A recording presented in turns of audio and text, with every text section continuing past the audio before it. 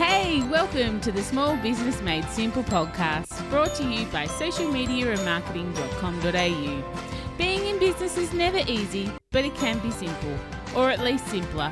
Join me, your host Jen Donovan, every week where we focus on marketing, social media, and working towards simplifying your business. You with me? Let's do this. Dream it big, 'cause someone out there listening.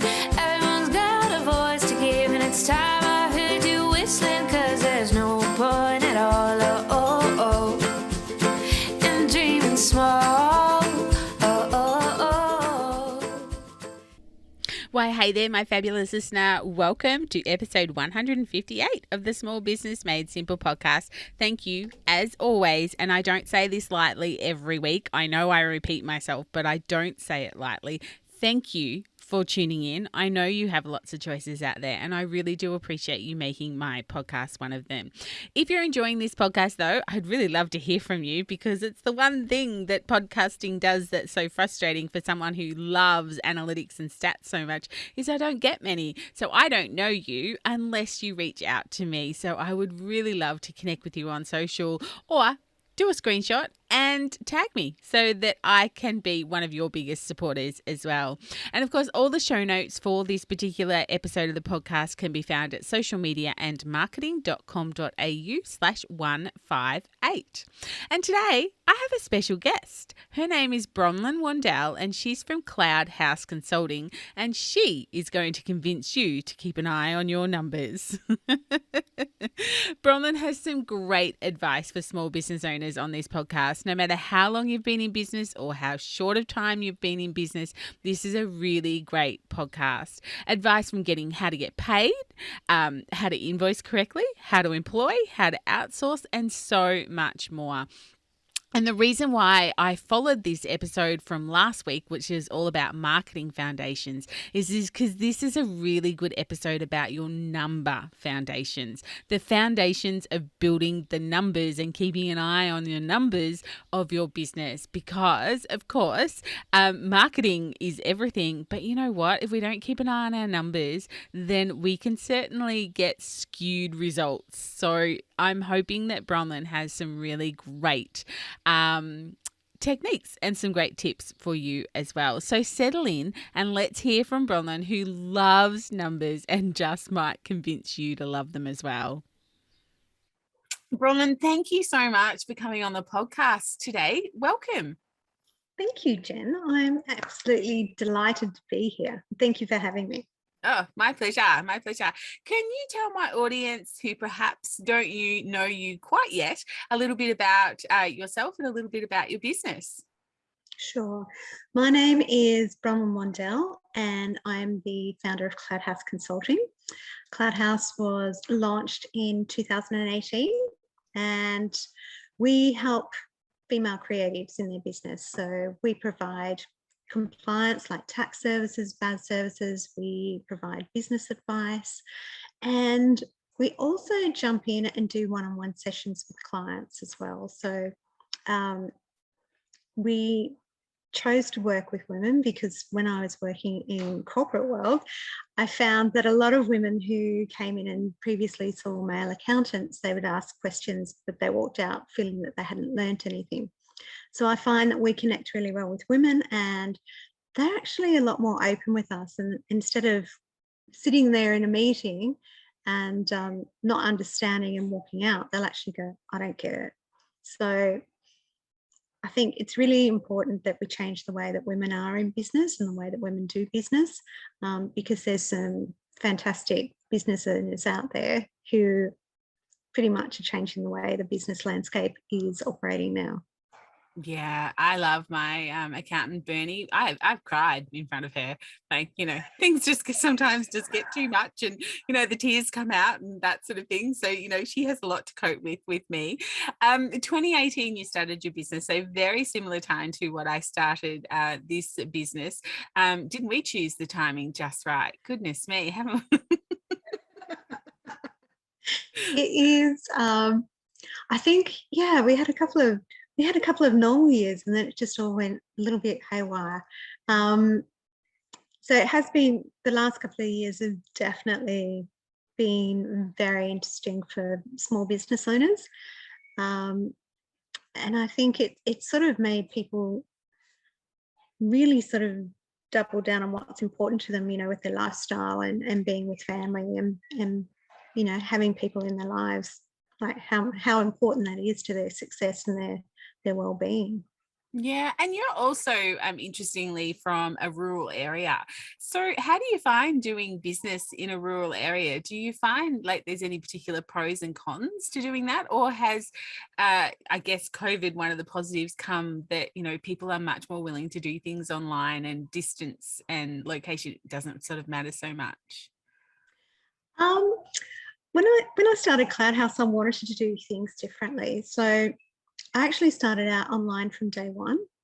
I had a really great client when I worked at my last job, and she helped me get set up. So I had two really, really beautiful mentors, and they were both women in the community. One's about 45 minutes away and the other one's local, and both of them really supported me. And they said, there's no reason why you can't do what you want to do. So I started out, set my business up, set it all up, and, had it all automated, and everything was just beautiful, but I had no clients. It was the age old thing, like no one knows I'm here. So I had to get out there, had to do things. So I worked with a couple of business coaches as well. And then I just started to meet a really beautiful community of other business owners, and it's just gone from there. Yeah, great. I love that. Yeah, your network is definitely very relative to your net worth. Yeah, 100%. One of the little things when we were sort of discussing, talking points for today, one of the ones that really stuck out to me because, I guess this podcast is called Small Business Made Simple, and anyone who's a long time listener will often hear me say you've got to make yourself easy to buy from. Like otherwise, if you put up too many doors, people just simply won't buy from you. So when you brought up the point of, make yourself easy to pay, it was kind of like, that's like the next step. I'm saying, make yourself easy to buy from. And you're basically saying, yeah, and you need to make that next bit easy as well. Can you walk us through that a little bit? Give us some tips and tricks on how we can actually make it easy for people to actually pay us. Absolutely.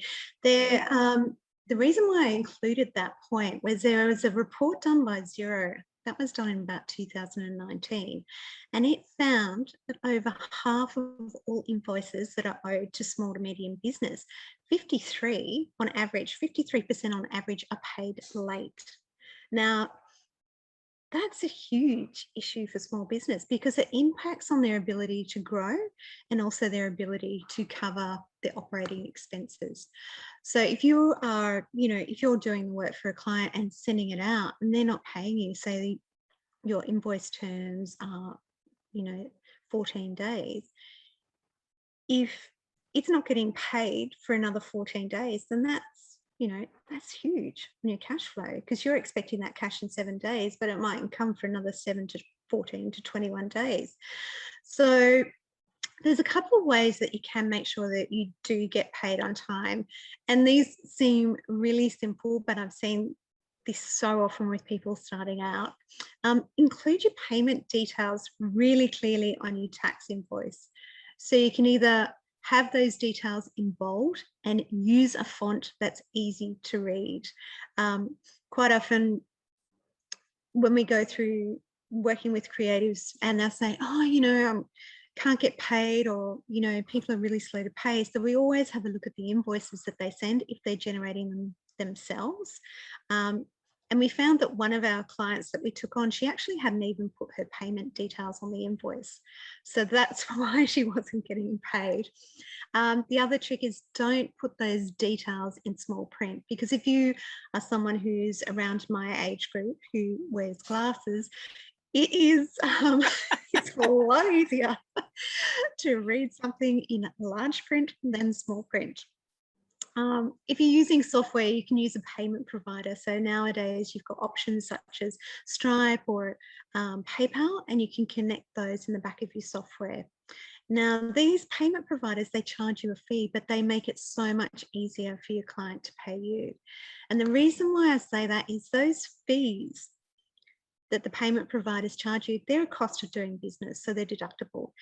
But the other thing they do is they reduce the amount of time that you have to chase clients for payment. The easier you make it for someone to pay you, the less likely you are to have to keep chasing them for payment.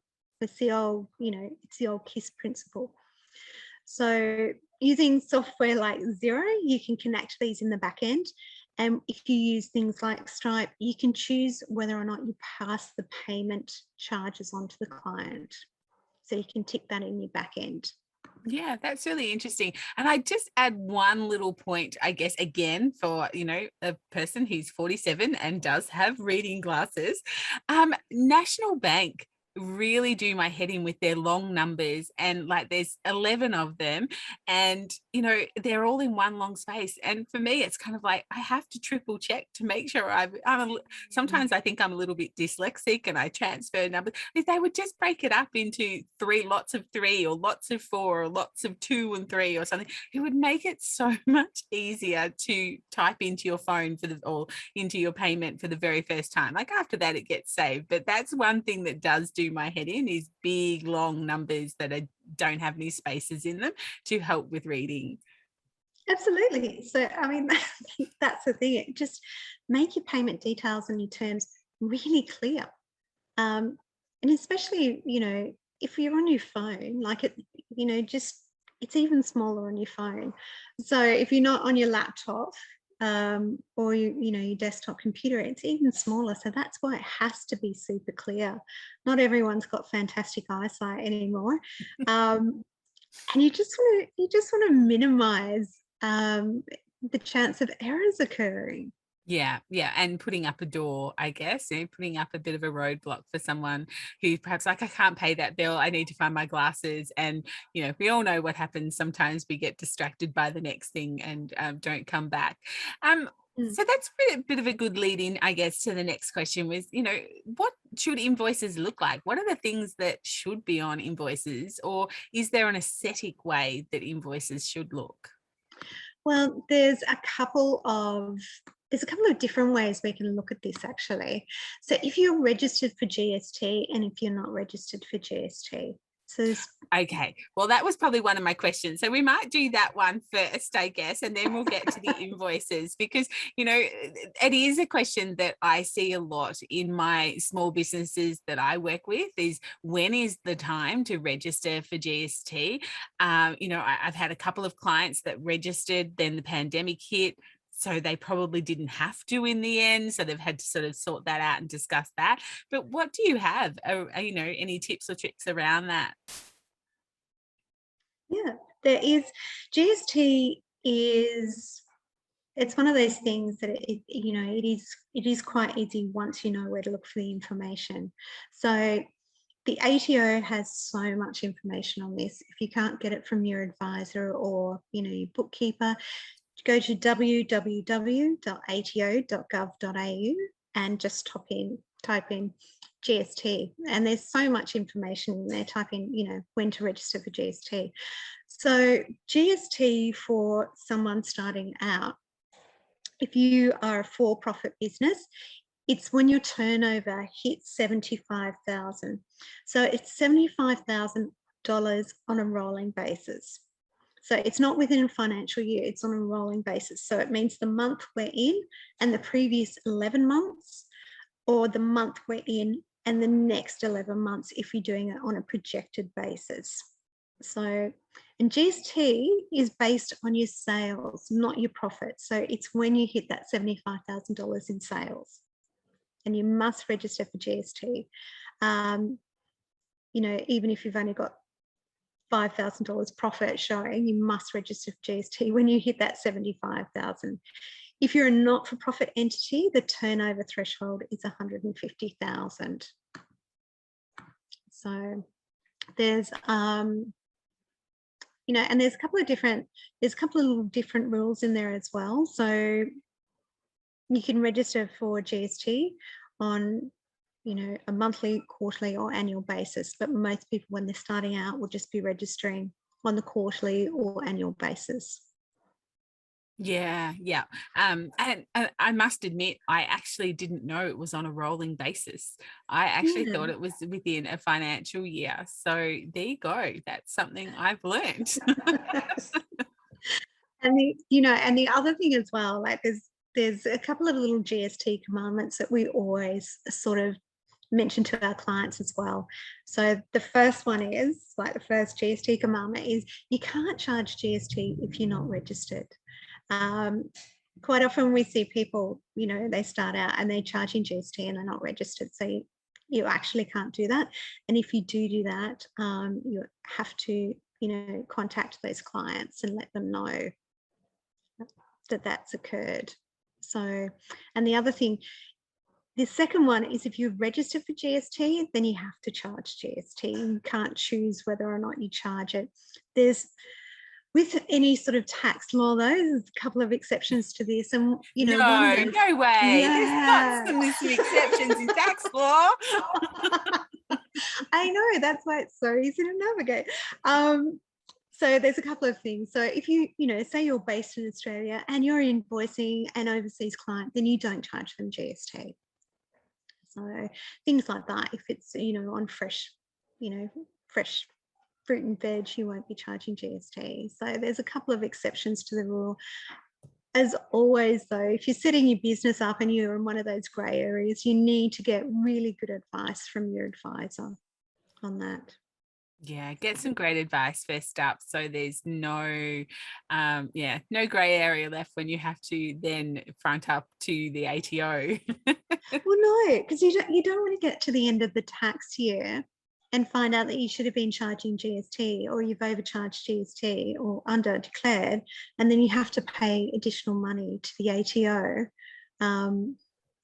It just causes business owners stress. So just, invest in the time from the start and get it right. Yeah, such great advice. I think people need to know where to go, and I guess that's what I love so much about having guests on the podcast, but also the ATO website and things like that, although probably for some small business owners it is a little bit overwhelming, so they really do need that voice that can explain it in more layman's terms, or really just the terms that relate to them. So now we've sort of gone through that bit. Let's go back to the invoices. What should be on invoices? What shouldn't be on invoices? And is there a way they should be set up? So there's a few things when you're having a look at an invoice. So there's two different ones. So if you're registered for GST, you'll have a tax invoice. If you're not registered for GST, you have an invoice. So if you're using software, you can set this all up in the back, but you need to have like your name, your address, your ABN, contact details.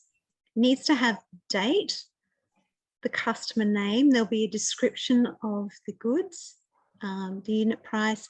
And if you're not registered for GST, make it really easy for the people you're selling to and put on there, not currently registered for GST. Okay, just so it's just a sort of business courtesy that you can do to someone buying from you, because otherwise they have to spend time looking up your ABN, working it out and going from there. Because they might make the mistake of thinking that it's GST included or something like that. Yeah, good point. And claiming that. So it could be, it could be causing an issue further down the track. It's just making everyone's life easy. When you are registered for GST, we have a couple of, there's a couple of little different things on there. So it'll say tax invoice on there. But you're supposed to give people an invoice when they buy goods of more than $82.50 from you. It's supposed to automatically give people an invoice, and that's $75 plus the $7.50 GST. So that, that goes on there. And if someone asks you for an invoice, I think by law you are required to provide one within 28 days to them. They like the 75s, don't they? $75, 75,000. Tax office has got a little thing, 75. So that's, it's just making it easy. And of course, always put your payment details on there. That's the other thing. I find a lot of micro small businesses, like, I guess, dealing with maybe a plumber or an electrician, or, someone who perhaps, might be a side hustle for them or something like that. It's one of the things that is often missing from an invoice is the payment details. My husband will say, "Can you pay this?" And I'm like, "Yep," if they tell me how, and give it back to him. Go back to them with how. Because we don't write checks. I remember doing the bookwork for the farm, going back 20 years ago, and I would literally probably write 60, 70 checks a month out, sit down and write all the checks, and you'd always have a huge packet of stamps and things like that. You just don't do that anymore. It's all electronic. So it's kind of like, I can't pay them, we don't have a checkbook anymore, try again. I just love that it's such a simple point, and yet it is something that people do miss for sure. One of the other things that you really like to sort of talk to your clients about through Cloudhouse Consulting is the ability to grow and expand, and therefore outsource what they're actually doing. Can you sort of talk a little bit about how you work with your clients there, or your advice around outsourcing and employing staff? Sure. What we have a look at first is we have a look at we go through and have a look at where they're at, what their structure is, and what they need. So if they are looking at someone to come on, it depends on the business as well. If they're looking for someone to just come on and do some work with them, it could be that they're looking at a contractor. But this is where, tax gets a little bit grey as well, because even if they're a contractor, sometimes you can still be liable to pay super for that contractor. So we usually go through and have a look at what they're going to be doing, where they're based, the work they're going to be doing, if there's going to be a contract in place. And then we go through the employee versus contractor tool on the ATO website. We then complete that in full PDF and save a copy of that decision. So that goes through and lets you know what, based on your answers, what the ATO would classify them as. So I think everybody who's got a virtual assistant just had a mini tiny heart attack, including myself. So if they're a virtual assistant and you are, if you're working with them and they're based and they're working with other clients as well, if they're not just working solely and wholly for you, then it should be fine. But a lot of the time you can get to that stage. So say you've got someone and they're coming in, like if they were coming into your premises, like if they're coming to your farm and they're doing work for you 2 days a week, Monday and Tuesday, and they do that every week, then they're probably not a contractor, they're an employee. So this is what the ATO is cracking down on. If you have a VA though that you're using, and say you're based where you are and they're in South Australia and they're your VA, then they're really not going to be an employee for you if they're working for 20 other people as well. Yeah. Okay. So that's the difference, we're going through there. And if they're providing their own laptop and, paying for their own internet and things like that, that's where the difference lies there. With your employing new staff though, so even if you have a contractor come on, I would suggest that you get a contract done. If you are having, if you're subcontracting work, get a contract done so everyone knows what they're responsible for. If it's an employment contract, the contract will cover, the start date, whether the employee is full-time, part-time, casual, what's expected, what the working conditions are, where they can work from, how the employee gets paid, how much they get paid, their leave entitlements, and also it goes through into notice as to termination. So there's a couple of places you can look for those contracts as well. There's contracts on Fair Work, but there's also agencies out there now like Founded Legal or Club Sandwich HR, and they will help you do the HR contracts and things like that with staff, help you with the onboarding process.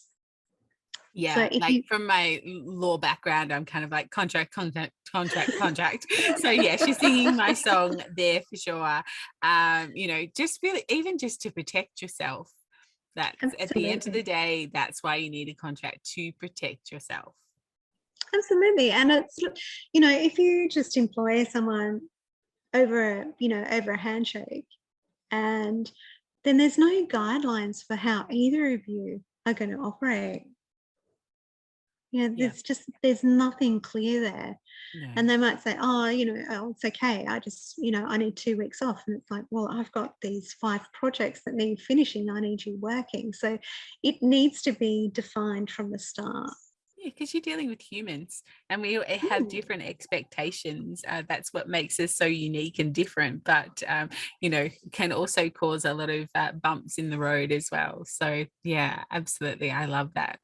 Absolutely. So it is, so if you are going to go down the route where you employ someone, you have to get, there's 3 compulsory bits of documentation. So there's tax file number declaration, there is Fair Work information statement, and there's also the choice of super form.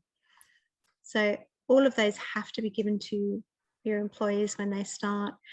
And the other thing that we sort of guide people through is work cover. It's different for each state.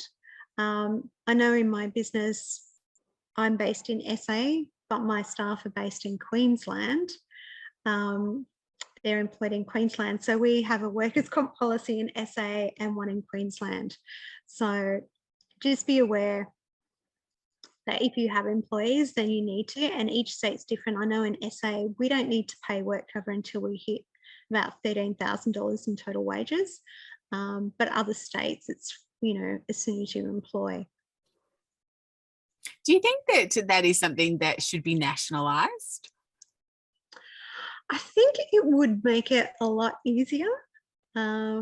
I feel like a lot of these policies and a lot of these, and this is probably not so good for a podcast discussion, but this is probably putting my own thoughts out there a little bit too much. But I think the one thing we've learned from this pandemic is how we are a nation and how we are, our borders, well, they do matter, but they shouldn't matter. Like, you can work with anyone anywhere. And I think things like that are from the old age are really just complicating things for small business owners.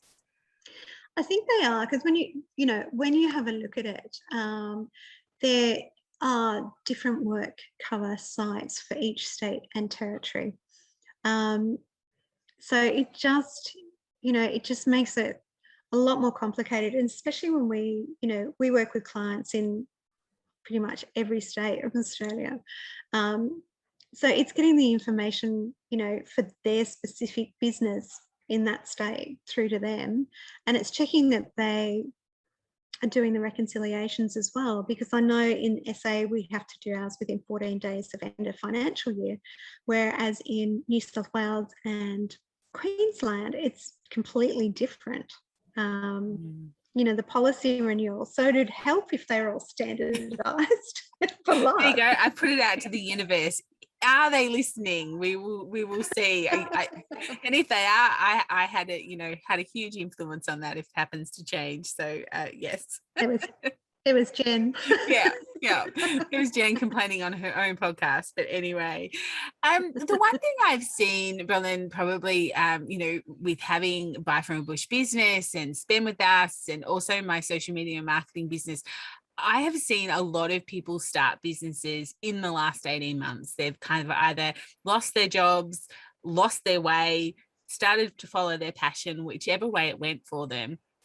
So for someone who might be listening to this podcast that is a startup that hasn't thought too much around their finances or, who to consult or what to do, what would be your number one tip for them as a pure startup who perhaps is, it might even be a side hustle. So it might not be necessarily a huge revenue generator, but maybe more of a passion project. But where should they start with trying to get their head around what it is that you do as a profession? Okay, so if someone was starting out or they're entertaining